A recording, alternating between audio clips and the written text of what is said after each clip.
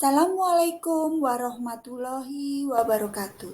Saya Ganesha Samputri Perdana, SPD SD dari SDN Selosari 1, JGP Angkatan 7, Kabupaten Kediri, Jawa Timur, akan memaparkan demonstrasi kontekstual modul 1.4 Budaya Positif Penerapan Segitiga Restitusi.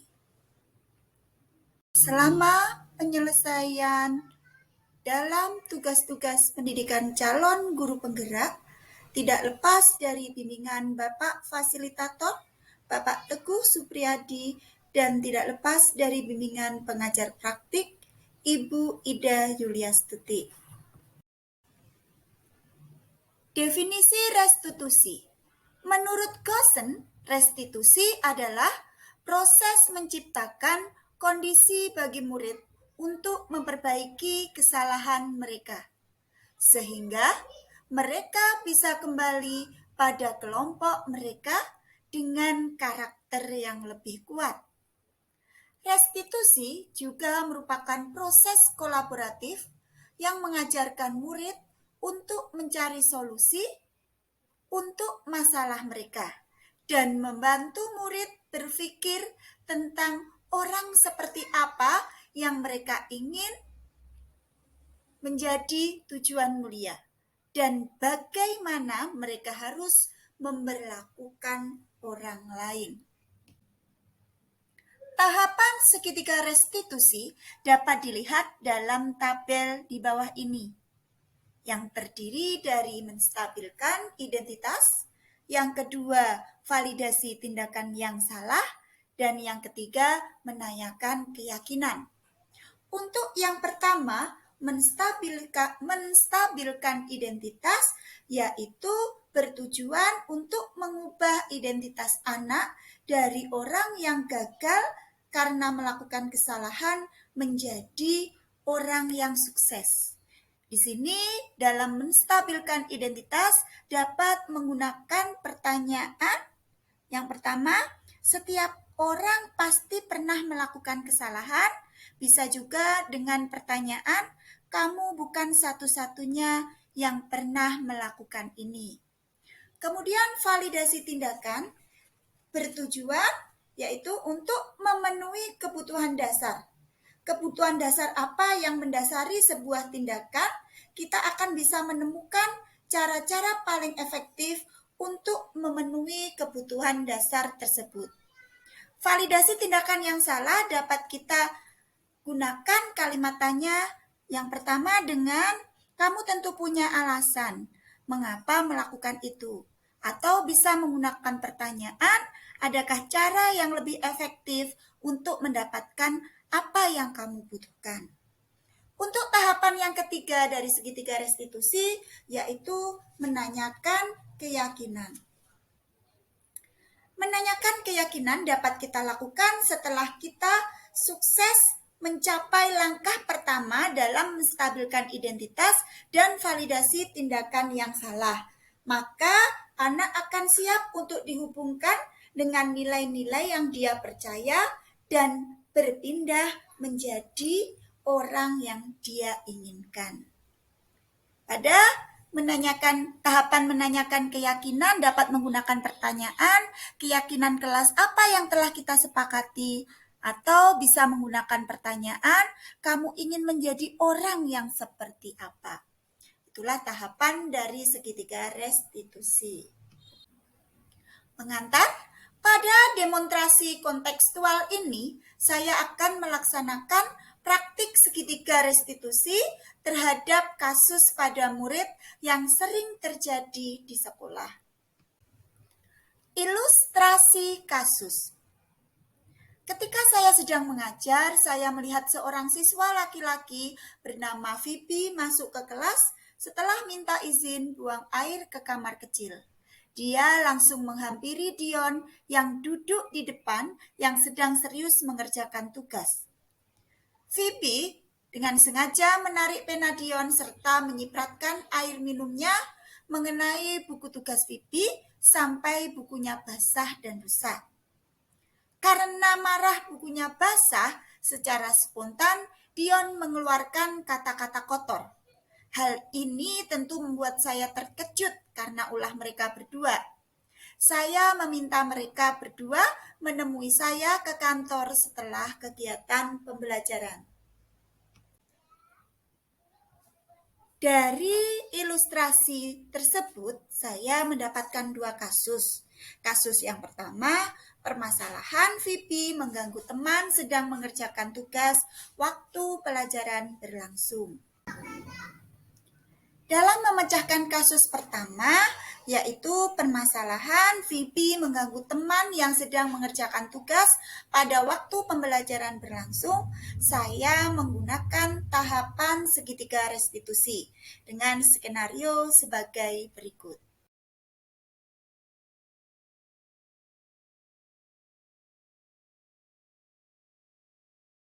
Assalamualaikum. Waalaikumsalam. Silakan masuk, Mas. Ayo duduk. Ya, Bu. Nah, apakah kalian tahu kenapa kalian saya panggil ke sini? Ya, Bu. Ya. Sekarang Mas Vivi dulu ya. Nah, Ya. Mas Vivi, apa yang telah kamu lakukan tadi terhadap Mas Dion? Saya mengganggu dia sedang belajar.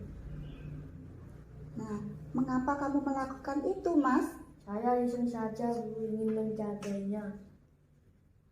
Ya, memang semua orang itu memang pernah bersalah. Nah, apakah kamu tahu dengan kamu menjahili Mas Dion, memancing emosinya sehingga menyebabkan dia mengeluarkan kata-kata kotor.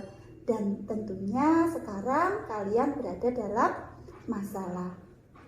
Iya, Bu, saya tidak sengaja. Baiklah, di sini Ibu tidak mencari siapa yang salah, tetapi di sini kita bersama-sama memecahkan permasalahan yang telah terjadi tadi. Marilah kita berpikir bersama-sama agar dapat menyelesaikan permasalahan tadi. Kamu tentunya melakukan tindakan tadi memiliki alasan, kan? Apa alasan kamu melakukan perbuatan tadi? Tadi saya hanya mencandainya, Bu, ingin membuat Mas Dion terkejut saja. Apakah kamu bahagia? Apakah kamu senang melihat Mas Dion terkejut, kesal dan marah? Tidak, Bu. Nah, apakah kamu sadar dengan menyakiti seperti itu kamu berbuat menyakiti orang lain dan dapat menimbulkan masalah? Iya, Bu. Apakah kalian masih ingat dengan keyakinan kelas kita? Masih, Bu, kami murid yang saling menyayangi, murid yang saling peduli dengan sesama teman, murid yang semangat belajar, serta murid mengedepankan sopan santun dan berkarakter. Bagus. Lalu dari tindakanmu tadi, keyakinan kelas mana yang belum kamu lakukan, yang tidak sesuai, perbuatan kamu tadi yang tidak sesuai dengan keyakinan kelas yang mana? Murid yang saling peduli dengan sesama teman kami, murid yang saling menyayangi dan menciptakan kelas yang aman, nyaman, serta murid mengedepankan sopan santun dan berkarakter. Bagus, kamu ternyata masih mengingat kesepakatan kelas kita, keyakinan kelas kita. Tapi apa dengan mengganggu teman yang sedang mengerjakan tugas itu termasuk sikap yang menghargai dan baik pada temanmu, Mas Vivi? Tidak, Bu. Baiklah, sekarang apa kira-kira yang bisa kamu lakukan untuk menyelesaikan permasalahan ini? Kira-kira kamu harus bagaimana? Saya ingin meminta maaf dan janji tidak ingin mengulanginya lagi. Bagus, tetapi Mas Vivi, bagaimana dengan buku catatan Mas Dion yang basah tadi? Bagaimana Mas Dion? Apakah yang kamu harapkan? Saya pasti dimarahi ibu saya, Bu, di rumah karena buku catatan saya basah. Iya, bagaimana Mas Vivi? Apa yang dapat kamu lakukan dengan situasi tersebut melihat buku Mas Dion yang basah dan rusak? Saya ingin mencatat lagi buku catatan Mas Dion.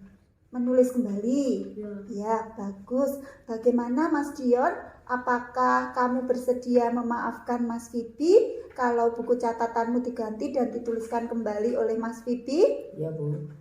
Alhamdulillah, baiklah. Saya bangga kepada Mas Vibi. Ternyata Mas Vibi bersedia mengerti dan memahami kesalahannya, serta mau bertanggung jawab memperbaiki tulisan catatan Mas Dion yang rusak. Sekarang kalau semuanya sudah selesai, kalian saling bermaafan. Jangan lupa ya Mas Vibi, nanti buku Mas Dion diperbaiki, ditulis kembali dan diberikan kepada Mas Dion. Ayo sekarang bersalaman, berpelukan. Terima kasih.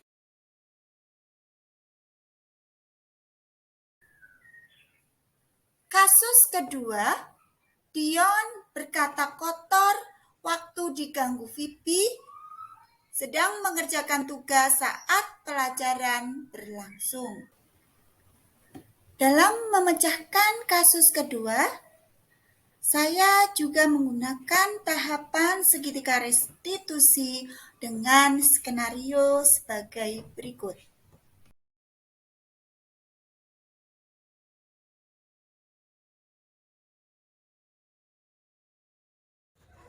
Nah, Mas Dion, tentunya kamu sudah tahu ya, saya panggil ke sini karena terkait perbuatan di dalam kelas waktu pembelajaran tadi. Nah, sekarang silahkan kamu bercerita apa yang sebenarnya Tadi terjadi. saya diganggu Mas Bibi waktu mengerjakan tugas. Terus buku catatan saya jadi rusak dan tidak bisa terbaca lagi. Baik, Ibu tahu semua orang pasti pernah berbuat kesalahan. Nah, di sini tentunya kamu sedang berada dalam masalah. Nah, untuk itu kita pecahkan masalah yang telah terjadi ini. Kamu melakukan perbuatan tadi berkata kotor pasti memiliki alasan. Apakah alasanmu tadi berkata seperti itu? Pasti kamu ingin diakui dan dihargai karena kamu diganggu pada waktu mengerjakan tugas. Apakah alasanmu, Mas Dion? Tadi saya terkejut dan sangat terkesal sekali. Saya sudah capek-capek mengerjakan tugas, tapi buku saya tidak bisa terbaca lagi. Ya, Ibu tahu kamu boleh mempertahankan sikap melindungi diri, akan tetapi tentunya dengan sikap yang baik. Kira-kira sikap yang bagaimana yang seharusnya kamu lakukan, Mas Dion? Ya Bu, saya mengerti. Seharusnya saya menegur Mas Bibit dengan baik-baik, tidak berkata kotor. Iya, bagus. Kalau Mas Dion sudah mengerti. Tentunya kamu juga masih ingat dengan keyakinan kelas kita ya Mas Dion? Ya Bu. Nah, kira-kira keyakinan kelas yang mana yang belum kamu tunjukkan Mas Dion? Kami murid yang saling menyayangi murid, mengedepankan sopan santun dan berkarakter, serta menciptakan kelas aman dan nyaman, Bu. Bagus, kamu mengingat baik keyakinan kelas kita. Apakah dengan mengeluarkan kata-kata kotor di depan ibu guru, kamu termasuk murid yang sopan dan berkarakter baik, Mas Dion? Tidak, Bu. Sekarang kamu sudah mengerti, lalu kira-kira apa yang bisa kamu lakukan untuk menyelesaikan masalah ini? Saya minta maaf, Bu. Minta maaf itu mudah, tapi bagaimana ke depannya? Saya berjanji tidak mengulangi lagi. Oke, saya pegang janjimu ya, jangan diulangi lagi. Ya Bu, makasih ya Bu. Iya, sama-sama. Sekarang silahkan masuk ke kelas dan ingat tetap keyakinan kelas kita dan berjanji tidak akan mengulangi lagi. Ya Bu. Kembali ke kelas. Assalamualaikum warahmatullahi wabarakatuh. Perkenalkan, nama saya Dion. Setelah melakukan penyesuaian bersama Bu Nisa, saya semakin paham bahwa apa yang saya lakukan tidak sesuai dengan keyakinan kami, dan dengan diselesaikan bersama Bu Nisa, saya menyadari bahwa saya melakukan kesalahan yang harus saya ubah mulai dari sekarang. Dan Bu Nisa tidak memarahi saya, tapi membantu saya mencari solusinya Terima kasih Bu Nisa. Wassalamualaikum warahmatullahi wabarakatuh.